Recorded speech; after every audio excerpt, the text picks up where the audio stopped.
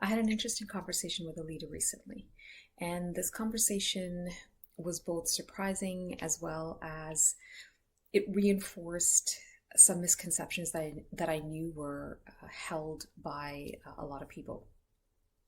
So, what this leader said to me was, Nancy, anyone who's experienced any level of success within our company has been anything but introverted. For someone to be able to travel the path of success, they need to be able to step out of that shell. And as I had this conversation with this leader, I realized how problematic this way of thinking is, and that the challenge that it creates for leadership and to grow within different organizations. And I realized that there's just certain misconceptions that hold people back from being able to see something differently.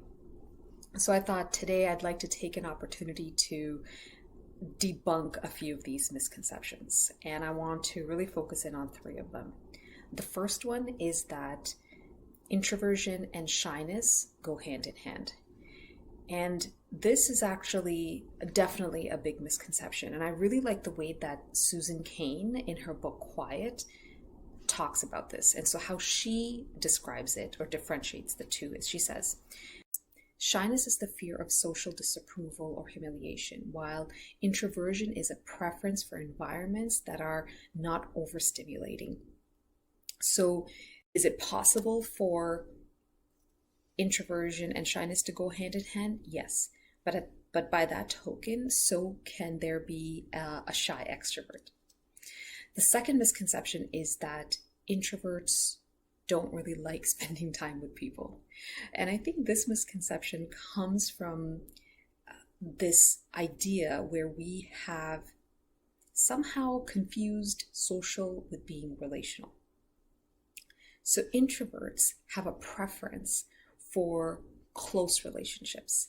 They have a preference for going deep into conversations. So yes, is it true that introverts don't really prefer small talk? That's very true.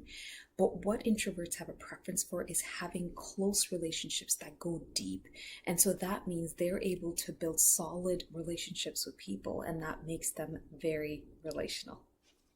And the third misconception is that introverts don't make good leaders. And this one is, I think, fed off of misconception number one and misconception number two. So this one is actually problematic. One, because we know if we look at history that there have been some powerful change makers and leaders who are introverts. If you think about Rosa Parks, Mahatma Gandhi, Albert Einstein, these are all individuals who were more introverted. I also really appreciate the way that Jim Collins in his book Good to Great also gets into this. And he actually describes it from the point of view of what he calls level 5 leadership. And I want to take a little blurb from what he shares and share it with everybody. So he says, level 5 leaders display a powerful mixture of personal humility and indomitable will. They're incredibly ambitious, but their ambition is first and foremost for the cause, the organization, and its purpose, not themselves. Every good to great transition in our research began with a level 5 leader who motivated the enterprise more with inspired standards than inspiring personality. And this is really encouraging because these are qualities that are inherent and available within introverted leaders.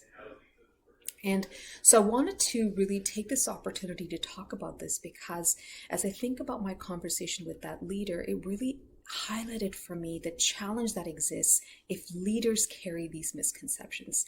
Because if we truly want to create diverse leadership tables, we have to be able to think in a different way. We have to be able to think that there are qualities that are within people, that are inherent to people, that they bring to the table that may be different from what we have, but there is value.